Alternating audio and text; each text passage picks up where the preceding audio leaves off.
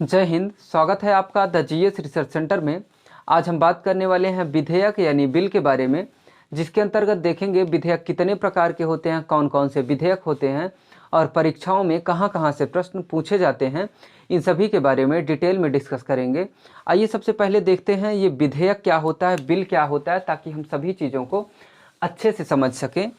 तो देखेंगे ये जो विधेयक है ये अधिनियम से पूर्व की स्थिति होती है। अधिनियम से पूर्व की स्थिति को क्या कहेंगे? विधेयक कहेंगे, बिल कहेंगे। इसी को सिंपली समझिए कि ये जो विधेयक है ये एक प्रारूप होता है। क्या होता है? प्रारूप होता है।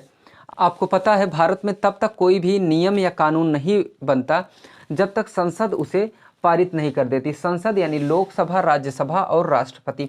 जैसे अभी 2019 में भारतीय नागरिकता संशोधन अधिनियम आया। क्या? नागरिकता संशोधन अधिनियम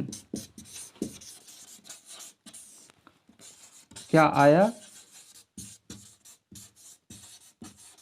भारतीय नागरिकता संशोधन अधिनियम अभी 2019 में पारित किया गया। तो ये अधिनियम कब कहा गया? जब लोकसभा राज्यसभा में पारित होने के बाद राष्ट्रपति ने अनुमति दे दी, राष्ट्रपति ने सिग्नेचर कर दिया, हस्ताक्षर कर दिया, तो क्या हो गया? ये नागरिकता संशोधन अधिनियम हो गया। 2019 में पारित हुआ तो 2019, ठीक। तो ये अधिनियम कब हुआ? जब ये संसद के द्वारा पारित कर दिया गया। यही प्रारूप, ये जो संशोधन का एक प्रारूप तैयार किया गया था कि नागरिकता में इस प्रकार से संशोधन करना है, क्या था? वो एक प्रारूप था। वो प्रारूप तैयार किया गया था कि ऐसे ऐसे संशोधन कर देना है। जब तक लोकसभा में, राज्यसभा में और राष्ट्रपति के द्वारा अनुमति नहीं मिल गया तब तक वो अधिनियम नहीं हुआ, तब तक उसको अधिनियम नहीं कह सकते थे। जैसे ही संसद के द्वारा पारित कर दिया गया इस प्रारूप को, ये क्या हो गया? संशोधन अधिनियम हो गया। इसके पहले ये क्या था? जब तक पारित नहीं हुआ था ये अधिनियम नहीं बल्कि ये विधेयक था यानी बिल था। यानी इसको अगर जब तक पारित नहीं हुआ था इसको अधिनियम नहीं कह सकते थे, इसको क्या कह सकते थे? भारतीय नागरिकता संशोधन विधेयक कह सकते थे, चूंकि वो पारित नहीं हुआ था। यानी कोई भी नियम या कानून जब पारित हो जाता है संसद में तो क्या हो जाएगा? वो अधिनियम हो जाएगा, यानी एक्ट हो जाएगा। एक्ट का मतलब नियम या कानून बन जाएगा वो। तो जब तक नियम या कानून नहीं बना रहता, जब तक वो संसद में से पारित नहीं हुआ रहता, तब तक उसको क्या कहेंगे? अधिनियम नहीं बल्कि वो विधेयक के रूप में रहता है। उसका नाम क्या रहता है? विधेयक रहता है। अगर उसको सहमति मिल जाती है, लोकसभा राज्यसभा के द्वारा पारित कर दिया जाता है, राष्ट्रपति अनुमति दे देता है, तो क्या होगा? यही जो विधेयक है यही क्या कहा जाएगा? अधिनियम कहा जाएगा। यानी जो भी नियम या कानून बनाया जाता है भारत में, सबसे पहले क्या करते हैं? एक प्रारूप तैयार करते हैं कि क्या नियम या कानून बनना है। अगर वो नियम या कानून संसद में पारित हुआ तब तो वो क्या हो जाएगा? अधिनियम हो गया। अगर नहीं पारित हुआ या जब तक नहीं पारित हुआ तब तक क्या कहेंगे? वो क्या है? बिल है, विधेयक है, ठीक है। तो विधेयक क्या है? एक प्रकार का प्रारूप है जो अधिनियम से पूर्व की स्थिति होती है। अधिनियम से पूर्व की स्थिति को क्या कहेंगे? विधेयक कहेंगे यानी बिल कहेंगे, ठीक है। ये जो बिल है, जो विधेयक है, ये देखेंगे जिसमें संविधान संशोधन विधेयक, साधारण विधेयक, वित्त विधेयक, धन विधेयक, सरकारी विधेयक, गैर सरकारी विधेयक, इस प्रकार के जो विधेयक हैं इसको देखिए ये डिवाइड कैसे किया गया है, इसका क्लासिफिकेशन कैसे किया गया है, इसको किस प्रकार से बांटा गया है। तो देखेंगे विधेयक जो होता है इसको अगर प्रस्तावक के आधार पर देखें, प्रस्तावक का मतलब किसने प्रस्ताव लाया संसद में। आपको पता है कि संसद में पारित होगा, उसके बाद क्या होगा? अधिनियम होगा। तो संसद में लाता कौन है इसके आधार पे अगर देखें, यानी प्रस्ताव कौन पहले लाता है संसद में, उसके आधार पे देखेंगे तो विधेयक दो प्रकार के होता है। यानी प्रस्तावक के आधार पे विधेयक कितने प्रकार के? दो प्रकार के। कौन कौन से? सरकारी विधेयक और गैर सरकारी विधेयक। सरकारी विधेयक यानी गवर्नमेंट बिल और गैर सरकारी विधेयक यानी नॉन गवर्नमेंट बिल। ये जो सरकारी विधेयक है, कब विधेयक को सरकारी विधेयक कहा जाएगा?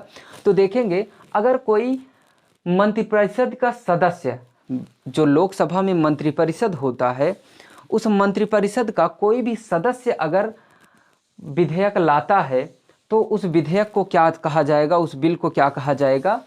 सरकारी विधेयक कहा जाएगा। मंत्रिपरिषद जैसे जो मंत्री होते हैं, जैसे गृह मंत्री हो गए, रक्षा मंत्री हो गए, विदेश मंत्री हो गए, ये सब जो मंत्री हैं भारत के, राजनाथ सिंह हो गए और अमित शाह हो गए, निर्मला सीतारमण हो गई, ये सब अगर वर्तमान में लाएं कोई बिल, कोई विधेयक लाएंगे तो क्या कहा जाएगा, वो सरकारी विधेयक कहा जाएगा, गवर्नमेंट बिल कहा जाएगा।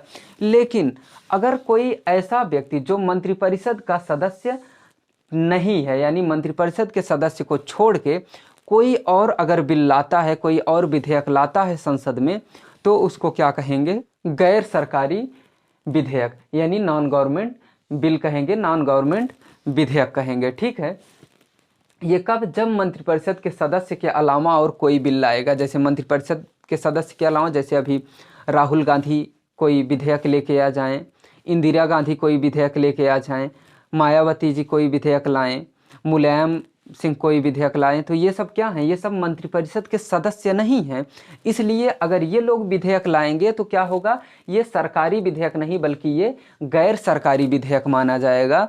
और अगर यहीं पे अगर मंत्रिपरिषद के सदस्य वही विधेयक अगर मंत्रिपरिषद के सदस्य लाएंगे तो वो सरकारी विधेयक होगा। लेकिन वही विधेयक अगर मंत्रिपरिषद के सदस्य के अलावा कोई और लाता है तो वो क्या कहा जाएगा, वो गैर सरकारी विधेयक कहा जाएगा। ठीक, और देखेंगे ये जो गैर सरकारी विधेयक है ये सबसे पहले लाया कहाँ जाएगा, तो ये लोकसभा के सचिवालय में सबसे पहले इसको प्रस्तुत करना पड़ेगा। सबसे पहले ये इसको लोकसभा के सचिवालय में लाना पड़ेगा। जब लोकसभा के सचिवालय में ये गैर सरकारी विधेयक प्रस्तुत किया जाएगा, लाया जाएगा में, तो लोकसभा का जो स्पीकर होगा, अध्यक्ष होगा, वो देखेगा और अगर वो अनुमति देता है, लोकसभा का स्पीकर या अध्यक्ष कहेंगे, अगर वो अनुमति देगा तो इस विधेयक को चाहे लोकसभा में प्रस्तुत किया जाए चाहे राज्यसभा में। यानी जो गैर सरकारी विधेयक है ये लोकसभा के स्पीकर के अनुमति के बाद लोकसभा में भी प्रस्तुत किया जा सकता है और राज्यसभा में भी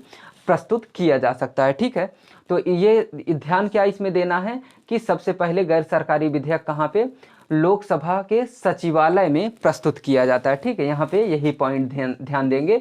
बाकी क्या देखेंगे, अगर मंत्रिपरिषद के सदस्यों के द्वारा विधेयक लाया जा रहा है तो सरकारी, अगर मंत्रिपरिषद के सदस्यों को छोड़ के बाकी और किसी के द्वारा लाया जा रहा है तो वो गैर सरकारी विधेयक होगा।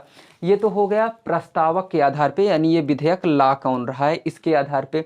लेकिन अगर देखें विषय वस्तु के आधार पे कि वो किस विषय से संबंधित है, तब देखेंगे विषय वस्तु के आधार पे 4 प्रकार के विधेयक होते हैं। बिल कितने प्रकार के होते हैं, 4 प्रकार के होते हैं, जिसमें देखेंगे धन विधेयक, वित्त विधेयक और संविधान संशोधन विधेयक, साधारण विधेयक। ठीक, 4 प्रकार के विधेयक, धन विधेयक, वित्त विधेयक, संविधान संशोधन विधेयक और साधारण विधेयक, 4 प्रकार के विधेयक होते हैं।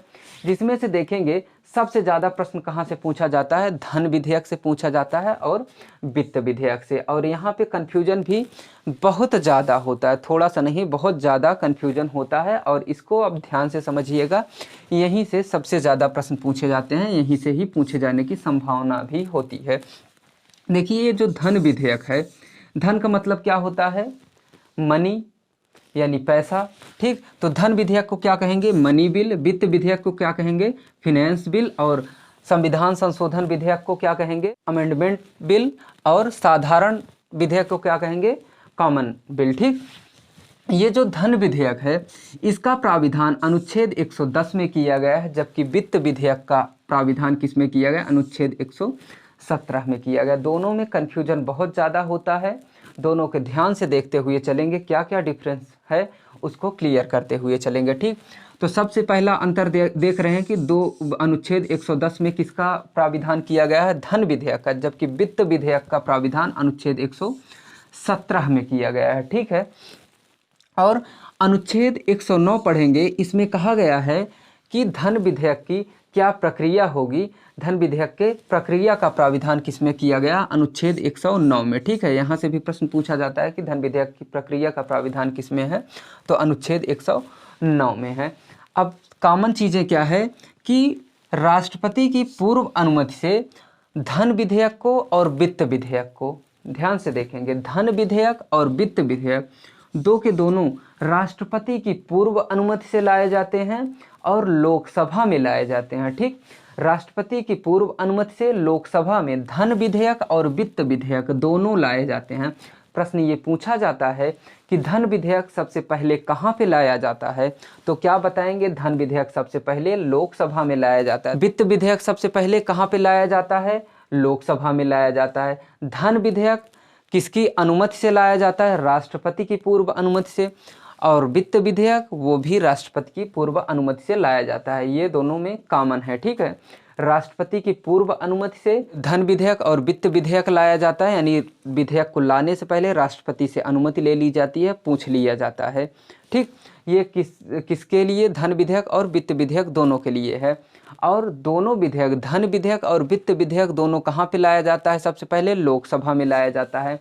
और ये जो धन विधेयक है, मनी बिल जो है, इसको राज्यसभा सिर्फ 14 दिन तक रोक सकती है। यहाँ से प्रश्न पूछा जाता है कितने दिन तक बिल को रोक सकती है राज्यसभा धन विधेयक को सिर्फ 14 दिन तक रोक सकती है।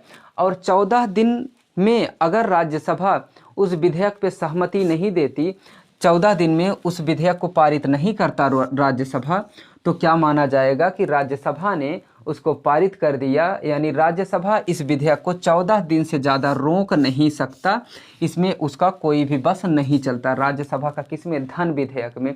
धन विधेयक पे देखेंगे सबसे ज़्यादा प्रभाव किसका रहेगा? हमेशा लोकसभा का रहेगा। यहाँ पे इसका बस नहीं चलता, किसका? राज्यसभा का। राज्यसभा सिर्फ 14 दिन तक रोक सकता है। तो प्रश्न ये उठता है कि जब इसको अधिकार ही नहीं है उसको रोकने का या आगे पीछे करने का कुछ, तो इसको 14 दिन के लिए भेजा क्यों जाता है राज्यसभा में? 14 दिन के लिए इसलिए भेजा जाता है कि राज्यसभा उस पर अगर कुछ सुझाव अपना देना चाहे धन विधेयक पे, तो वो लोकसभा में सुझाव दे सकता है धन विधेयक के संबंध में। लेकिन अगर ये राज्यसभा कोई सुझाव देता है धन विधेयक पे संशोधन करने के लिए या उससे संबंधित कोई सुझाव देता है, तो लोकसभा माने या ना माने जरूरी नहीं है, वो उसकी इच्छा के ऊपर निर्भर करता है। अगर उसको लगेगा कि हाँ ये चीज़ होनी चाहिए थी, जो ये सुझाव दे रहा है राज्यसभा, अगर मानना चाहिए तो वो मान सकता है, नहीं भी मान सकता लोकसभा, ठीक। लेकिन अगर ये सुझाव दे तो वो बाधित नहीं है मानने के लिए, ठीक। तो राज्यसभा 14 दिन तक धन विधेयक को रोक सकता है। लेकिन यहीं देखेंगे वित्त विधेयक की बात करेंगे तो वित्त विधेयक को कितने दिन तक राज्यसभा रोक सकती है? 6 माह तक, ठीक। यहाँ पे अंतर कितना है? धन विधेयक को 14 दिन तक रोक सकता है राज्यसभा, जबकि राज्यसभा वित्त विधेयक को 6 माह तक रोक सकता है। और ये जो वित्त विधेयक है और धन विधेयक है, इसमें से देखेंगे धन विधेयक एक ऐसा विधेयक है जिस पे राष्ट्रपति अनुच्छेद 111 है। 111 का मतलब वीटो पावर। राष्ट्रपति वीटो पावर का प्रयोग नहीं कर सकता और अनुच्छेद 108 का भी प्रयोग नहीं कर सकता। 108 का मतलब संयुक्त अधिवेशन नहीं बुला सकता। किस पे? धन विधेयक पे। धन विधेयक पे राष्ट्रपति वीटो का प्रयोग नहीं कर सकता और संयुक्त अधिवेशन नहीं बुला सकता। आपको पता है अनुच्छेद 108 के तहत राष्ट्रपति किसी भी विधेयक पे मतभेद होने पे, विवाद होने पे संयुक्त अधिवेशन लोकसभा और राज्यसभा का बुलाता है। लेकिन अगर वो धन विधेयक से संबंधित है बिल, तो राष्ट्रपति संयुक्त अधिवेशन नहीं बुला सकता। और आपको पता है अनुच्छेद 111 के तहत राष्ट्रपति को 3 प्रकार की वीटो शक्तियाँ दी गई हैं और राष्ट्रपति तीनों वीटो का प्रयोग कर सकता है, लेकिन ये धन विधेयक के लिए नहीं कर सकता, ठीक। और एक कौन सा विधेयक है जिसमें राष्ट्रपति वीटो का प्रयोग नहीं कर सकता? तो देखेंगे ये कौन सा है? संविधान संशोधन विधेयक। संविधान संशोधन विधेयक पे राष्ट्रपति वीटो का प्रयोग इस पे भी नहीं कर सकता, ठीक है। ये धन विधेयक किस विषय से संबंधित है, इसको समझना काफ़ी ज़्यादा ज़रूरी है, क्योंकि सबसे ज़्यादा कन्फ्यूजन यहीं पे होता है कि कौन सा विधेयक धन विधेयक है, कौन सा विधेयक वित्त विधेयक है। अगर दे दिया कंडीशन तो उसमें समझने में थोड़ा सा कन्फ्यूजन होगा। तो देखते हैं इसके विषय से, ये किस विषय से संबंधित होगा, धन विधेयक। और हाँ, एक बहुत ही ज़्यादा इम्पॉर्टेंट क्वेश्चन है, ये बार बार पूछा जाता है कि कौन सा विधेयक धन विधेयक है या वित्त विधेयक है। कोई विधेयक, इसका निर्धारण कौन करता है? तो इसका निर्धारण कौन करेगा? लोकसभा का स्पीकर, ठीक। लोकसभा का जो स्पीकर होता है वो ये बताता है कि कौन सा विधेयक धन विधेयक है और कौन सा विधेयक वित्त विधेयक है। इसका निर्धारण कौन करता है? लोकसभा का स्पीकर। फिर से ध्यान देंगे, लोकसभा का स्पीकर ये निर्धारित करता है कि कौन सा विधेयक धन विधेयक है, कौन सा विधेयक वित्त विधेयक है। इसका निर्धारण कौन करेगा? लोकसभा का स्पीकर करेगा। ये बहुत बार प्रश्न पूछा जाता है, ये रिपीटेड क्वेश्चन में इसको आप काउंट कर सकते हैं कि ये रिपीट खूब होता है। ठीक है, तो ये जो धन विधेयक है ये किससे संबंधित है इसको देखेंगे। अगर भारत की संचित निधि से कोई धन निकालना हो, संचित निधि का मतलब भारत सरकार का जो सबसे बड़ा खजाना होता है, उससे अगर कोई धन निकालना हो या उसमें कोई धन जमा करना हो, इससे संबंधित अगर कोई विधेयक है तो वो क्या कहा जाएगा? धन विधेयक है। यानी भारत सरकार की संचित निधि से अगर धन निकालने से संबंधित कोई विधेयक है या धन जमा करने से संबंधित कोई विधेयक है तो क्या कहेंगे? वो धन विधेयक है। और विश्व बैंक से अगर कोई ऋण लेना हो, उधार लेना हो विश्व बैंक से, तो वो किससे संबंधित होगा? वो धन विधेयक से संबंधित होगा। और अगर किसी देश को ऋण देना हो, किसी देश को अगर कोई ऋण देना हो तो वो किससे संबंधित माना जाएगा? वो धन विधेयक से संबंधित माना जाएगा। और करों में संशोधन से संबंधित देखेंगे, करों में जो परिवर्तन होता है वो किससे संबंधित होगा? वो धन विधेयक से संबंधित होगा। करों में संशोधन का मतलब जैसे अभी कोई कर नया लागू करना हो या जो कर है उसको बढ़ाना हो, जैसे अभी जीएसटी लागू हुआ तो वो क्या था? धन विधेयक कहेंगे। अगर जीएसटी में कोई संशोधन करना हो, अगर जैसे 28% अगर जीएसटी लग रही है, अगर उसको 48% अभी करना हो तो वो कौन सा विधेयक होगा? जो विधेयक लाया जाएगा वो धन विधेयक होगा। अगर जीएसटी की जो दर है उसको घटा के अभी 5% पे लाना हो तो वो क्या कहा जाएगा? वो धन विधेयक के अंतर्गत आएगा। यानी अगर कोई कर आरोपित करना हो, कोई कर लगाना हो तो वो किससे संबंधित माना जाएगा? वो धन विधेयक से संबंधित माना जाएगा। कर की दर को अगर बढ़ाना हो तो भी क्या होगा? धन विधेयक होगा। कोई कर समाप्त करना हो वो भी क्या होगा? धन विधेयक होगा। किसी कर की दर को घटाना हो क्या होगा? धन विधेयक होगा। ठीक है, यानी कर से संबंधित कोई बात होगी तो वो क्या होगा? धन विधेयक होगा। लेकिन ध्यान देंगे, जो क्षेत्रीय कर है, अपवाद क्या है कि जो क्षेत्रीय कर होते हैं, जैसे मेला कर हो गया, बाजार जो लगती है वहाँ भी कर वसूला जाता है, वो सब क्या है? क्षेत्रीय कर है। तो जो क्षेत्रीय कर है वो धन विधेयक के अंतर्गत नहीं आएगा। ठीक है, तो ये अपवाद है कि जो क्षेत्रीय कर हैं वो धन विधेयक के अंतर्गत नहीं आएंगे, बाकी जो कर से संबंधित प्राविधान होंगे वो धन विधेयक के अंतर्गत आएंगे। ठीक है, और देखेंगे कोई खर्च भारत सरकार की संचित निधि पे भारित करना हो, अभी हमने यही बताया कि धन कोई निकालना हो भारत की संचित निधि से या भारत की संचित निधि में जमा करना हो तो क्या होगा? धन विधेयक। और कोई भी खर्च अगर भारत की संचित निधि पे भारित करना हो तो भी वो क्या कहा जाएगा? कि धन विधेयक से संबंधित है, मनी बिल से संबंधित है।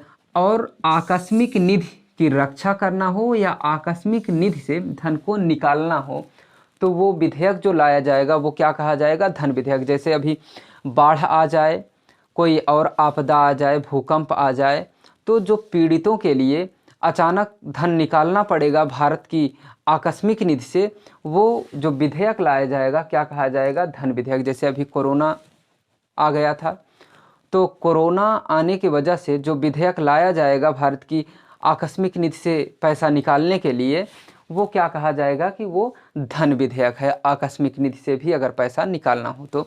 अब देखेंगे ये वित्त विधेयक। ये जो वित्त विधेयक है, ये वित्त विधेयक हमेशा विकास से संबंधित होगा, लोक कल्याण से संबंधित होगा, यानी सामाजिक सरोकार से जुड़ा हुआ हमेशा होता है। वित्त विधेयक क्या होता है? हमेशा सामाजिक सरोकार से जुड़ा हुआ होता है। जैसे अभी ब्रिज बनाना हो तो वो क्या जनता के हित में होगा, लोक कल्याण के लिए बनाना होगा, तो वो क्या कहा जाएगा? वित्त विधेयक कहा जाएगा।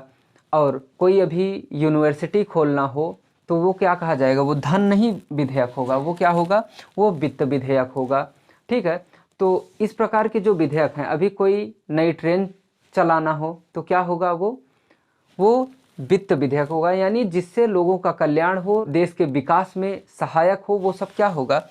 उससे संबंधित अगर कोई विधेयक लाया जाएगा तो क्या होगा, वो वित्त विधेयक। यानी काफ़ी ज़्यादा समानताएं हैं। देखिए जो भी यहाँ से भी जो विधेयक हैं, ऐसा नहीं है कि इससे लोगों का कल्याण नहीं होगा, लेकिन देखिए ये सब कार्यपालिका को अपना कार्य सुचारू रूप से करने के लिए ज़रूरी होता है। क्योंकि आपको पता है जो मंत्रिपरिषद होता है, मंत्रिपरिषद के सदस्य जो होते हैं वो कार्यपालिका में रहते हैं, और कार्यपालिका जो है वो नियम या कानून लागू करवाता है, भारत की शासन व्यवस्था को संचालित करने में सहयोग करता है।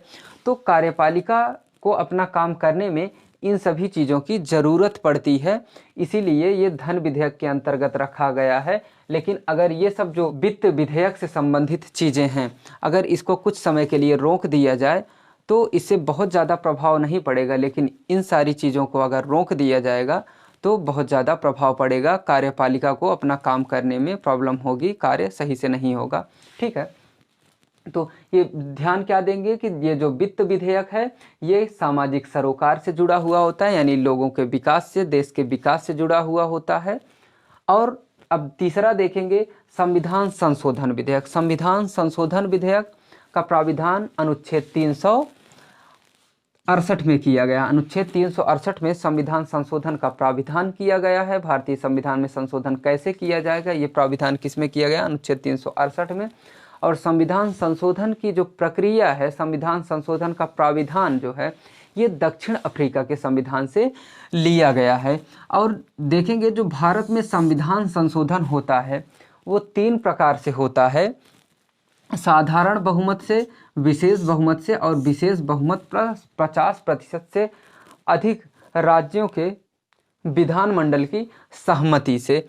तो भारत में जब विशेष बहुमत प्लस 50% से अधिक राज्यों के विधानमंडल की सहमति से जब कोई संशोधन होता है तो उस समय भारत का संविधान कठोर संविधान कहा जाता है। और जब साधारण बहुमत से कोई विधेयक पारित किया जाता है तो वो उस समय क्या होता है, भारत का संविधान लचीला संविधान होता है। आप संविधान का वर्गीकरण पढ़ेंगे तो उसमें इन सारी चीज़ों को हमने डिटेल से डिस्कस किया हुआ है। ठीक है, और ये जो संविधान संशोधन विधेयक होता है इस पर राष्ट्रपति वीटो शक्ति का प्रयोग नहीं कर सकता, और आप देख रहे हैं धन विधेयक पे भी वीटो का प्रयोग नहीं कर सकता। ठीक, और ये जो संविधान संशोधन विधेयक होता है ये संविधान में संशोधन से संबंधित होता है। ठीक है, संविधान में संशोधन से संबंधित विधेयक को क्या कहेंगे, संविधान संशोधन विधेयक। संविधान संशोधन विधेयक और धन विधेयक, संविधान संशोधन विधेयक और धन विधेयक पे भारत का राष्ट्रपति वीटो का प्रयोग, वीटो शक्ति का प्रयोग नहीं कर सकता। ठीक है, अब देखते हैं ये साधारण विधेयक। देखेंगे ये जो धन विधेयक है, अगर धन विधेयक को छोड़ दिया जाए तो जितने भी विधेयक होते हैं वो सभी साधारण विधेयक कहे जा सकते हैं, वो सभी कॉमन बिल कहे जा सकते हैं। ठीक है, तो ये धन विधेयक जो है ये साधारण विधेयक नहीं है, बाकी सभी विधेयक किस श्रेणी में आएंगे, साधारण विधेयक की श्रेणी में आएंगे। और हाँ, ये जो धन विधेयक होता है ये विशेष बहुमत से पारित किया जाता है। ठीक है, इसको ध्यान देंगे, विशेष बहुमत से। और साधारण विधेयक किसी भी सदन में लाया जा सकता है, चाहे लोकसभा में लाया जाए चाहे राज्यसभा में लाया जाए। और साधारण विधेयक को राज्यसभा 6 माह तक रोक सकती है। कितने माह तक, 6 माह तक साधारण विधेयक को राज्यसभा रोक सकती है। और आपने अभी देखा कि वित्त विधेयक को भी कितने दिन, 6 माह तक रोक सकती है राज्यसभा, और साधारण विधेयक को भी रोक सकती है। ठीक है, तो इस प्रकार देखेंगे आपके कि प्रस्तावक के आधार पे 2 प्रकार के विधेयक और विषय वस्तु के आधार पे 4 प्रकार के विधेयक। तो इन सभी चीज़ों को आप डिटेल में एक बार फिर से पढ़ लेंगे, यकीनन आपके क्वेश्चन कोई भी इस टॉपिक से नहीं छूटेंगे, आप क्वेश्चन पेपर सॉल्व करके देख सकते हैं। तो आज की क्लास बस यहीं तक, मिलते हैं एक नए टॉपिक के साथ नेक्स्ट वीडियो में। अगर वीडियो आपको पसंद आए तो वीडियो को लाइक करें, चैनल को सब्सक्राइब करें और अपने दोस्तों के साथ भी शेयर करना ना भूलें। Thank you.